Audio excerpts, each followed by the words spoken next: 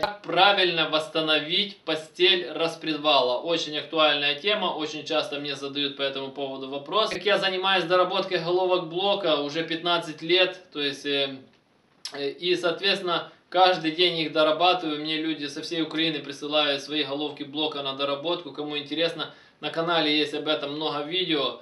Так вот, и очень часто сталкивается такой вопрос, ну и вот подписчик как раз в комментариях тоже написал, как восстановить постель распредвала. Очень распространенная проблема у 8-клапанных переднеприводных двигателей и иногда у 16-клапанных.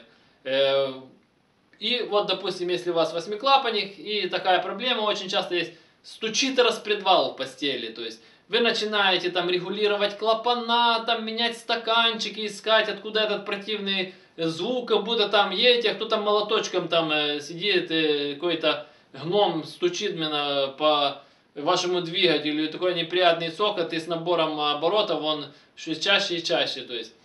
И вы ездите к регулировщикам клапанов, он там колдует шайбами, что-то меняет, но проблема не уходит. Это значит, что у вас разбита постель распредвала.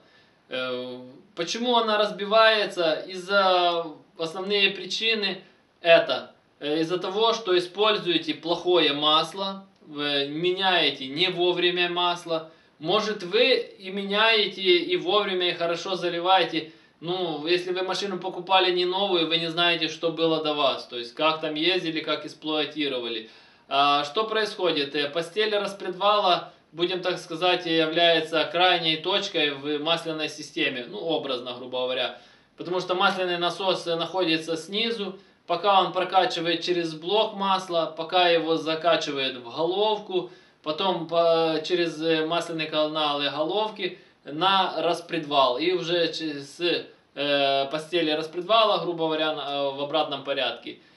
И очень часто вы видите, вроде давление масла у вас нормально. И еще такая распространенная проблема тоже убивается после распредвала, когда у вас, допустим, масляный насос устает.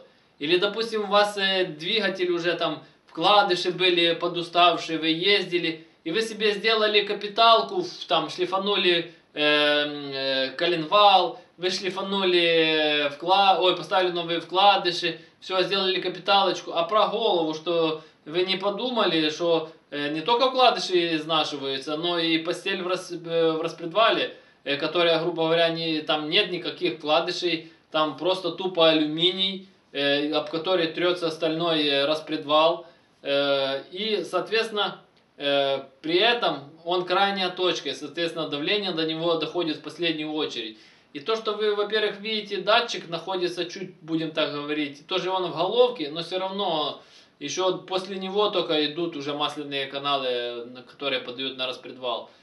Так вот, так как у восьмерок, там девяток нету датчика давления, только лампочка, которая сообщает, что там у вас давление, но она загорается тогда, когда уже давление критичное, то есть вы не знаете, вы можете ездить на низком давлении, от этого у вас там и вкладыши устают. И, соответственно, постель тоже устает со временем. И появляется вот этот стук. И мне вот это задают вопрос. Как, что сделать, как восстановить? Начнем с конца. Никак. Почему никак? Потому что я всегда всем рекомендую лучше в таком случае искать другую головку блока. Постель распредвала можно восстановить. Но, во-первых, это еще надо поискать мастеров с правильными станками. Потому что по-нормальному это делается так. Фрезеруется плоскость верхних крышек. Соответственно, для того, чтобы крышки подсели ниже. И потом на специальном станке прогоняется фреза. И она прорезает, соответственно, новые постели под распредвал. То есть, но опять же, надо очень точно это сделать. Если там фреза немножко не угадает, или зазор будет больше, распредвал будет болтаться, и со временем это все опять начнет стучать, разбивать. Или его подкусит, и, соответственно, он начнет делать задиры, и опять же та же самая ситуация, разобьются постели. Многие там, так сказать, умники берут просто верхние крышки, там на наждачке, там на шлифовальном камне, сточил и типа прижал распредвал, и типа я решил эту проблему. Да, эта проблема решится, но очень ненадолго, потому что вы не забывайте, что убивается не только верхние постели, но и те постели, которые находятся в головке. И очень просто это все проверить. Допустим, очень часто просто рассухаренные там головка, то есть чтобы распредвал был свободный. И вот так ставить, и он будет, допустим, относительно болтаться. А еще проще проверяется, ставите распредвал, ставите одну постель и прижимаете рукой, или можете там гайками зажать. И за вторую сторону вот так его. Если он болтается, соответственно, там уже постель разбита. И потом в обратном порядке эту сняли, эту поставили, и вот так проверяете. То есть от того, что вы там прижмете, да, он закусится немного, то есть ему станет туже, но он потом опять, так как на нижней части, он будет как на качелях, и он разобьет потом в итоге опять верхние части.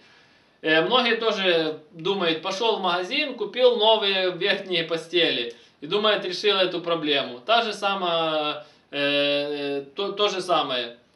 Толку от того, что верхние новые, типа, а старые убиты, это все разобьется.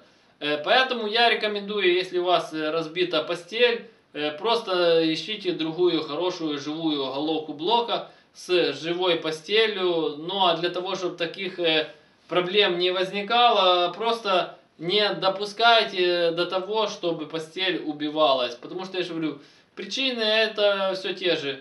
Масло, давление, и катаетесь на убитых двигателях до последнего, потом капиталите низ, а потом вспоминаете, что голова застучала. То есть, ну и так же само сам распредвал, то есть нужно смотреть на его состояние. Если была убитая постель, соответственно, она даст износ и на шейке распредвала. Поэтому, если вы нашли другую голову, посмотрите, во-первых, на состояние распредвала не только постелей. Должны быть живые и постели, и должен быть живой распредвал. Вот так же само простым способом это проверяется, чтобы оно не болталось.